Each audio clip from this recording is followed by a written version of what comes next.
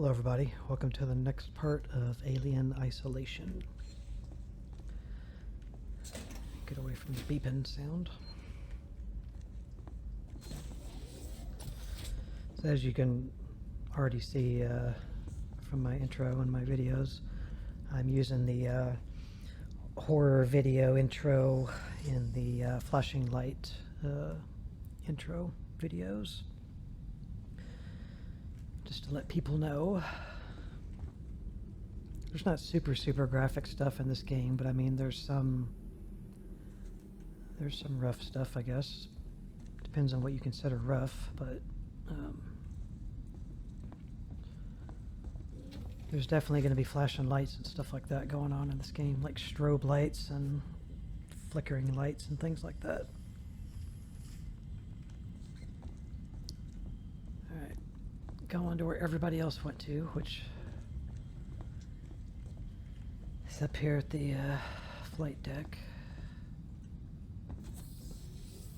I did say in the last video we were going to look around here, and I didn't do it.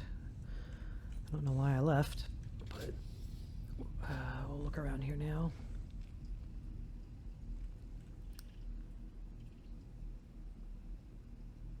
This actually may be different than what you would see here. Maybe not that, but I think this might be a mod. And I don't know if I took it out. I don't remember. I do remember like somebody was testing like one of the first mods that was able to do a texture, you know, replacement. In Alien Isolation, they replaced something like this. It doesn't matter. It's something like that, but that may not be the original. Now that's some kind of a game system. Can't tell what it is though. Alright, you gotta fear the radios when you're recording for YouTube, because you don't know what's gonna play on them.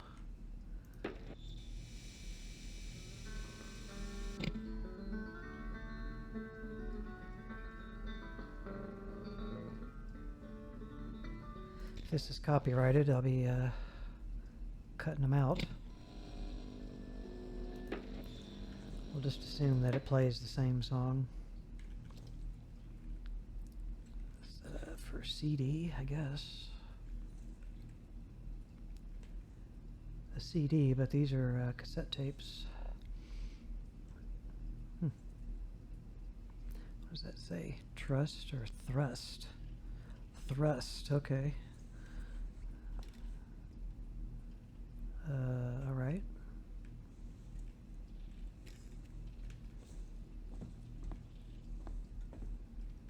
There's another one of those horseshoe things hanging. I never noticed that like in all the times I played this game. I did really think it was like headphones or something. It's not headphones at all. It's like a dream catcher on a horseshoe with like flowers on it. So kind of weird.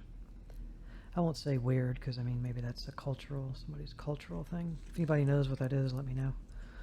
I didn't mean to say it's weird offensively. It's just not something I've seen before. What do they say? Bran flakes and corn flakes.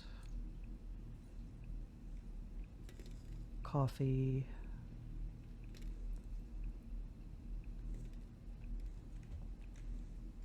Can't open any of it. Tomato ketchup. Okay, we've got sugar, cream, butter, and milk. Porridge oats. That sounds lovely. More coffee. These are in the movie. I mean, all this kind of stuff is in the movie.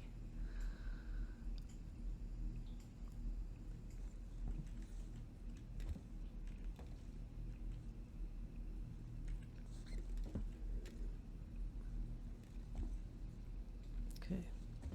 So these things here can be opened as well. There's one with a green light flashing. This one's not openable, but this one is. Scrap and bonding agents. That's the way we need to go, I think. Yeah.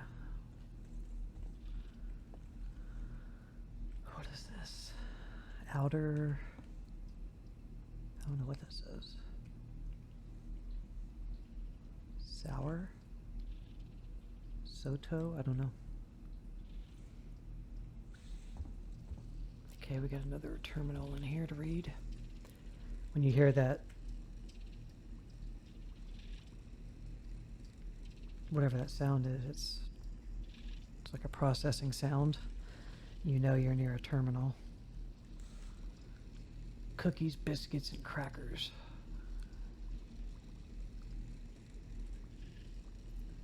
Naval cookbook.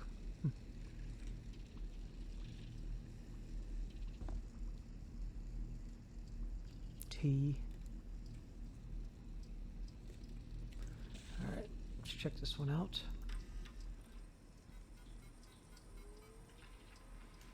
So we got a personal and a shared. Nostromo incident to N. Taylor.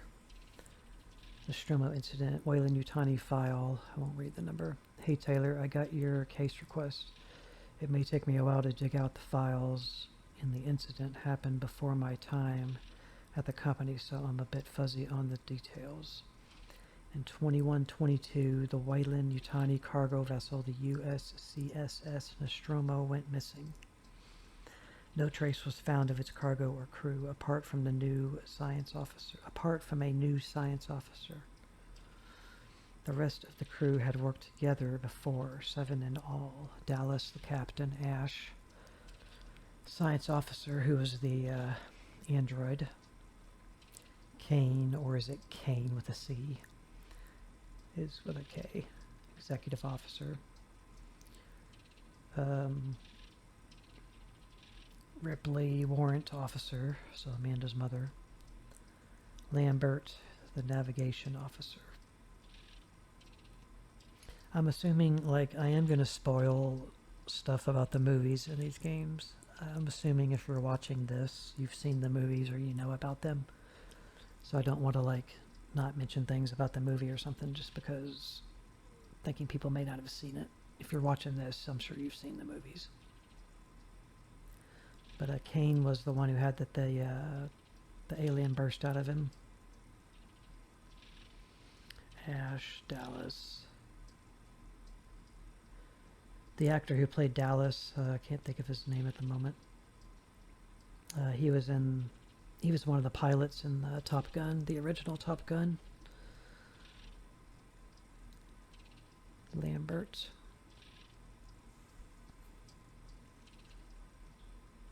Alright, shared.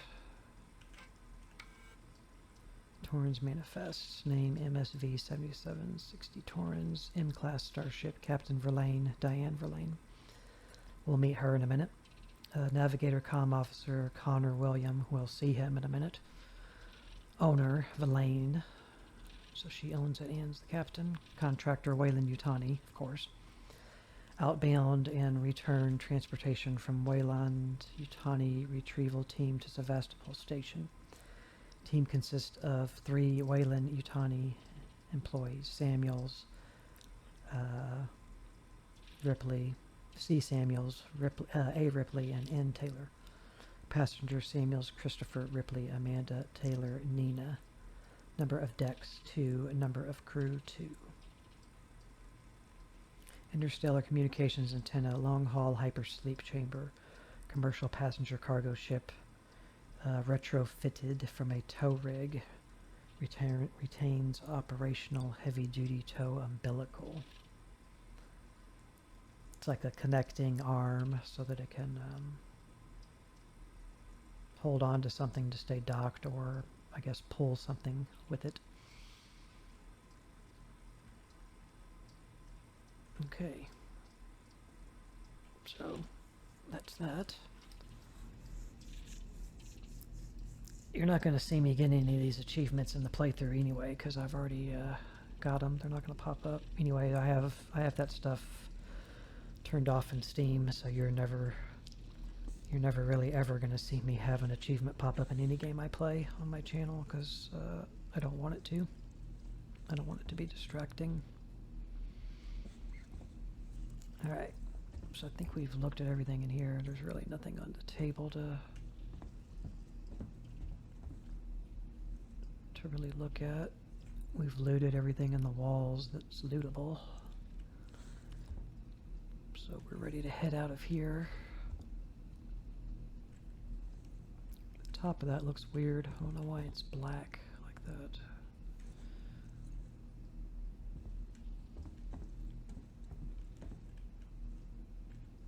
It's dark here, but it looks bright. Looks okay.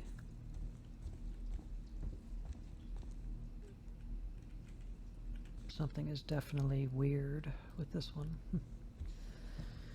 I don't know if it's always like that, or if it's my mods, or whatever causing it. I don't know. So yeah, that's another thing to mention too, since I do have motion blur on to make alias isolation look better. You are going to have a little bit of blur you're going to see when camera movement occurs that you normally would not see if motion blur was off, but it's all in the efforts to make the aliasing look better in this game. Alright, so let's continue forward. I was going to mention again, mission 2 is the first blueprint we'll find, which should be the next mission. And mission 4 is the next, first Nostromo log that can be found. So we don't have any blueprints or some of those that we watched, read about on the computer terminal over here and stuff. Those counted, I'm sure, as archive logs, but no ID tags, no blueprints, nothing like that. Hope you all had a restful journey. The Torrens is in very good order for an old M-class captain. She was a wreck when I bought her. Took a few years and a lot of contracts to refit. She pays for herself now. You said we're approaching Sevastopol Station. Are we docking? I believe your contact is Marshal Waits, is that right? I'll hail Sevastopol and arrange boarding with him. Good. Let's get this done. Don't worry, Miss Taylor. Routine. In and out. Connor, how we doing? SMG loaded and calibrated. Approach vector locked. Prep comm so I can say hello. Channel open, Captain. Does everyone have their briefing documents? You can watch the approach on the monitors. Off they go like ants. Take a little seat. Okay. So you can take your time here. They make you feel like you gotta like get your butt in gear. I think you can even go back if you want. Yep.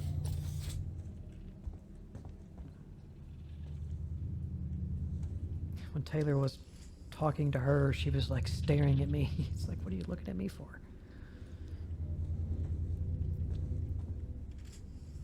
Oh yeah, for those of you who've seen the movie, you will definitely recognize this room. Wish you could go in there. That would be freaking cool. I don't know why they won't let you go in there. Can't even uncrouch in here. Stand up. She doesn't want to stand up in there. She's like stuck in the crouch position. But yeah, when Dallas would be talking to, he'd call her the AI in there, the voice, Mother. Yeah, it's a cool scene. See, this would be a room you'd want to no clip into. It looks like it exists. It'd be cool, like, to let you in there and let you sit, you know. But just kind of teasing you a little. So you trigger the next thing here if you collect your briefing documents, because that's the objective now. Explore the Torrens, collect your briefing documents. So as long as you don't do that yet, you can look around. You can't really talk to anybody, but you can look around. It's one of those 3D sphere puzzles. Samuel's walking around, enjoying the view of absolutely nothing. There's a good view on the other side. Here we go. Speak. Can't even try to talk.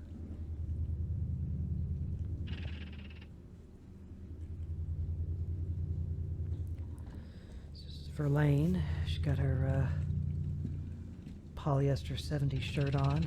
Looking pretty sweet. I think this guy is Connor. I think this was Connor guy.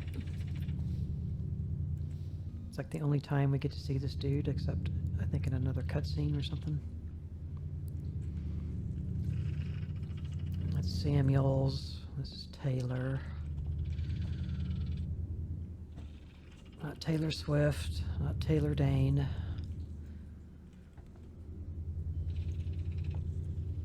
Nothing else to see, I don't think. Can't sit down in any of the seats. Alright, so we're just going to trigger the next part.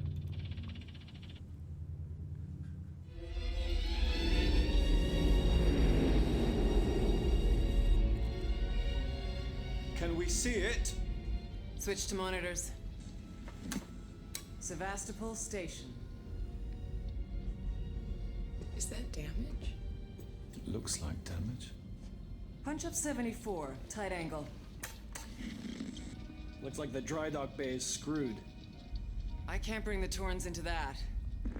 This is the commercial vessel Torrens out of St. Clair, registration number MSV7760, calling Sevastopol Traffic Control. We're carrying 3 passengers on a whale in... Yutani Bond, you're holding the Nostromo flight recorder unit. We request immediate permission to transfer the passengers portside over. This Waits, Colonial Marshal, Sevastopol Station. Serious situation. Hello, Marshal? Marshal, this is the Torrens. Say again?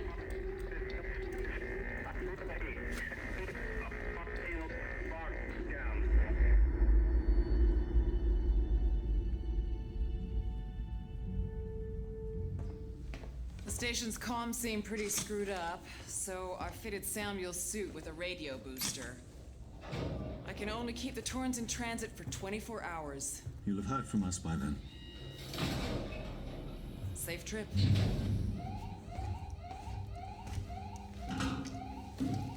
Stand by. My contract doesn't cover bloody spacewalks. It's the only option, and it's perfectly safe if you do what I tell you.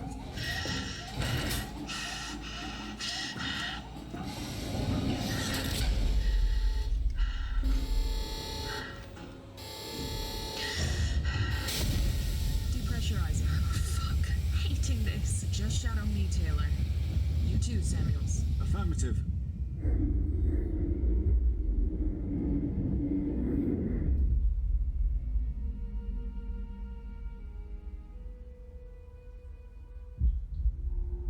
Fuck happened here? My God, Ripley. You're doing good, Taylor. Just keep moving. Taylor, Ripley, hold on.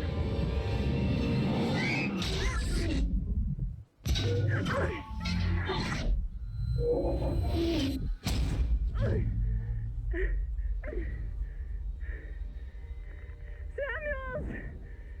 Taylor! Respond! Anybody!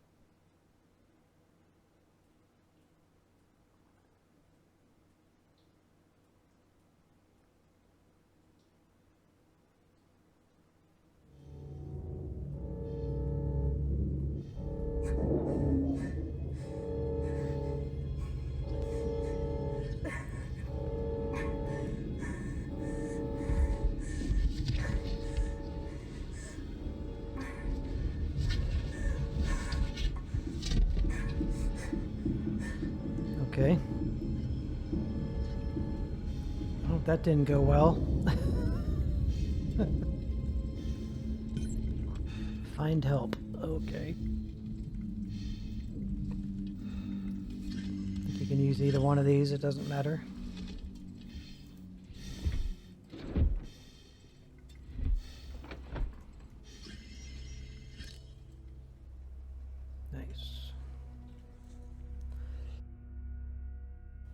It's so funny how everybody's like sweating profusely in those cutscenes. Like everybody.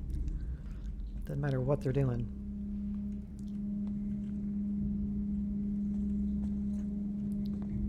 All right.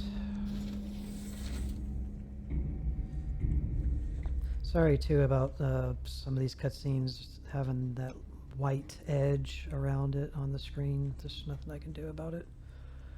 The cutscenes are just, it's like they have the potential to be good. They look fine, technically, but they, you know, they're only playing at like 30 FPS, and the shiny stuff makes the aliasing look terrible in them, and I don't know. Just disappointing. That so much other quality is there in this game, but the aliasing, use registration points to manually save. They will warn you if enemies are nearby. The aliasing, you know, being what it is, and the cutscenes not playing smoother. It's just really disappointing. Okay.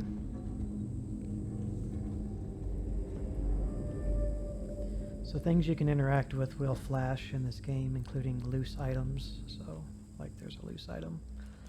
This is a blasting cap.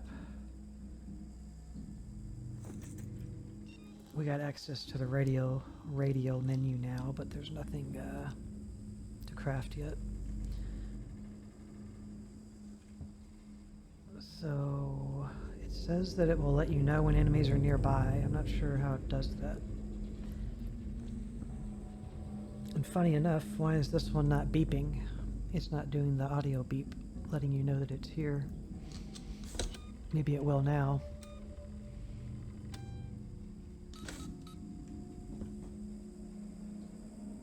Maybe this one's just not set up to do that. I don't know why. Anyway.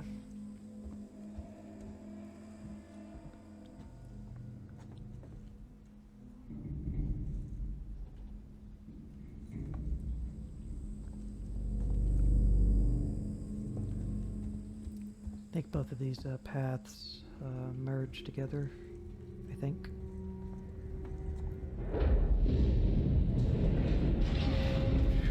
That's not...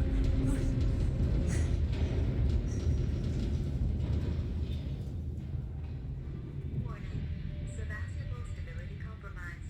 Proceed to the nearest Marshall checkpoint and stand by while orbital stabilizers realign. Marshall checkpoint.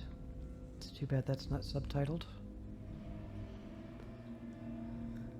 Okay.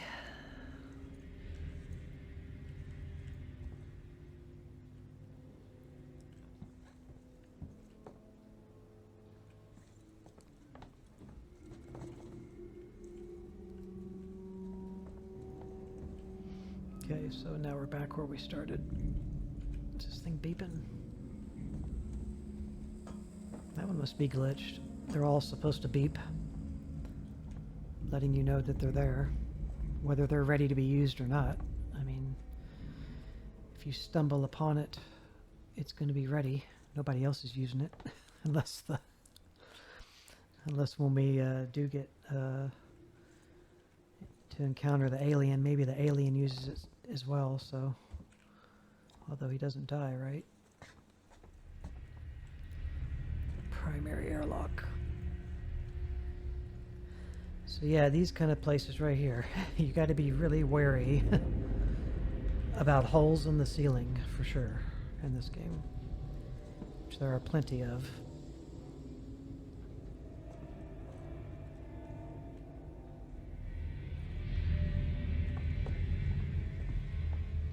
And for those wondering, this game does not have ray tracing. You probably can emulate it through like Reshade or something, because I think Reshade has a RTX, something that imitates RTX. And I do believe that there is a way to play this game on PC in VR, virtual reality, which would be really cool. It's like literally like if this game had come out a year or so later than it did, it would have had like developer-made VR support for sure.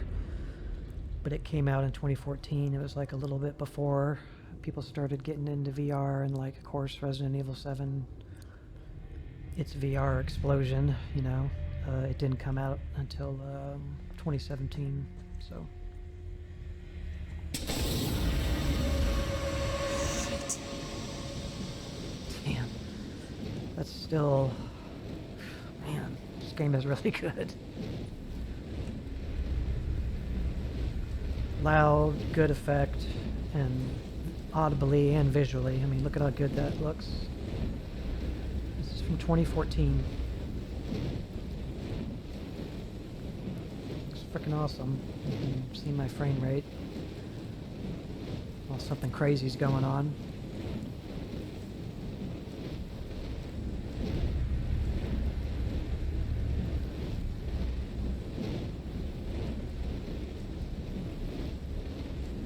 My, just for reference, my G temperature at my desktop on idle, on my desktop, not doing anything, having anything open, that would be around 38 Celsius.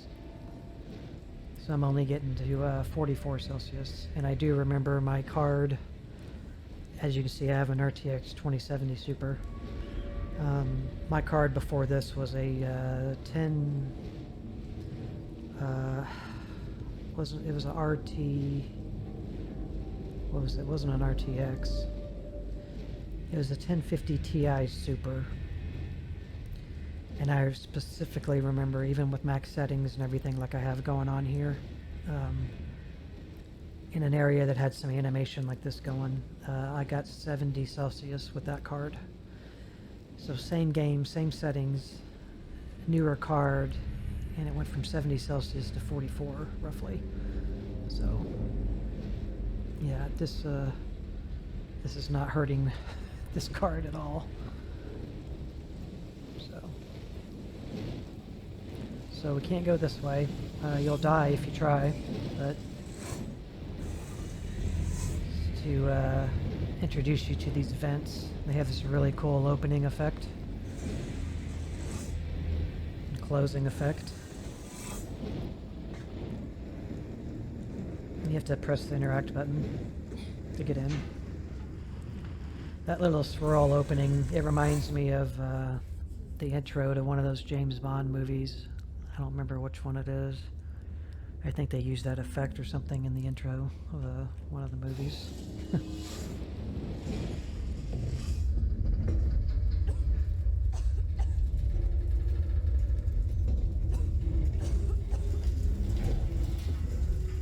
So when you're in vents, you can still, I think, lean, Yes, you can still lean.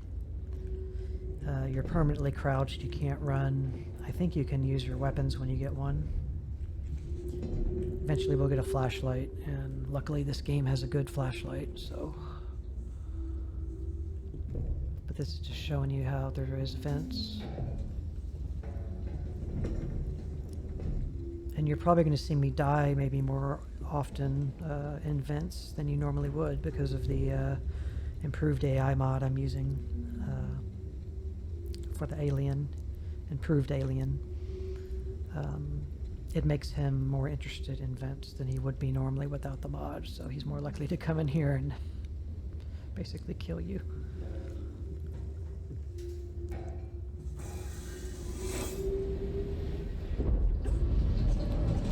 Now we're on the other side of this flamage.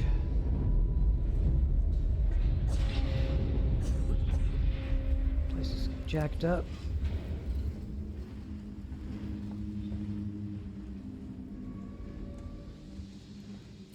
So keep in mind as well, this is a stealth horror survival adventure game. It's not a run and gun first person shooter. You know, you get some really cool weapons. You get more as you get through the game. It seems like you get the newer weapons more in the later half. But as we get weapons, I'll explain how to use them and their purpose. But this is not, it's a first-person shooter, sure, but you don't play it that way. That's not how you're intended to play it. There's a terminal. We'll get all into that in due time. Here is a collect scrap. So there's a bunch of different things you can collect, and the blueprints dictate what you need and how many of them you need to make something. So we're just getting them as we go. The radio menu is still pointless right now until we get some blueprints and weapons. We don't have a flashlight. I think we can run now. Yeah. So here's the walking, crouching, and then running. So as you can see, she's way louder when she runs. And you do have to hold. I don't think there's an option. We can look. Game. It would be under here. You have to hold the run button. I don't know what it is on gamepad. You probably have to hold the thumbstick in on the left. I've always hated that. I mean, I play as little as I can with a gamepad, especially a game this way in a first-person shooter, which is what I would call this, perspective. It's always keyboard and mouse for me. Like the Resident Evil remakes and stuff that are out now, I'd be playing those with keyboard and mouse, not a gamepad. But in those kinds of games, I always hate how the left thumbstick, they make that a run button. You have to awkwardly push the left thumbstick in while you're still trying to walk around and run. I hate that. Sometimes games with the gamepad will let you use one of the toggle keys or something, toggle buttons on the gamepad to run. But I'm using just a keybind on the keyboard over on the number pad area because I use my arrow keys for the movement and my number pad for my other important actions. I also use the page up, page down, and insert, home, delete keys when I'm able to, and they aren't pre-assigned to something else. Because I don't play with my left hand over on the WASD, WASD, and use spacebar to jump, or crouch to run, or crouch to, control to crouch, shift to run. I don't tab for inventory or whatever. I don't use that quadrant. I have a keyboard that I'm in a recliner with my legs straight out, and I have a keyboard sitting on my lap, and I have my hand over on the right side of the keyboard, and that's where I'm doing all that stuff. And then my right hand obviously on the mouse, and my mouse has it's your standard, not your standard, but it's a Razer mouse, but I have 2 extra thumb buttons on the side, so I don't have one of those crazy mouses with like 12 buttons on the side. I could get one, but I'm just thinking that would be more confusing than helpful to try to remember, am I touching button number 5 that's going to make me use my grenade, or am I touching button 9 or 3 that's going to make me heal myself, you know? So I can keep up with 2 extra thumb buttons on the left. And usually, just for those interested, if you're thinking about your whole thumb resting on these, the bottom one that's more on the base of your thumb, that one I usually use as a use button in games, or an interact button. And then the one on above that where your thumb tip would touch, the top one, I use that as a reload key usually. Sometimes a flashlight. But it's usually a use and a reload button. That's how I use the thumb buttons for most games. Like Resident Evil remakes or whatever, the modern ones, that's how I would use them. So there's no option to adjust that. It just is what it is. But the running speed is louder, quicker, yes.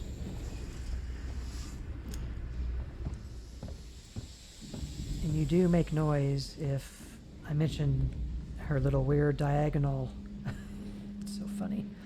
Her normal left and up walk versus her right and up walk where she does this little bunny hop. She's like, oh, you pesky alien, get away from me. Get away from me. When you do that, you don't make any noise, so it's like running without making noise, just a glitch in the game or an exploit. But when you do that and you also run, you still make noise, so you can't diagonally run to the right and make no noise, so just know that. That's not a thing.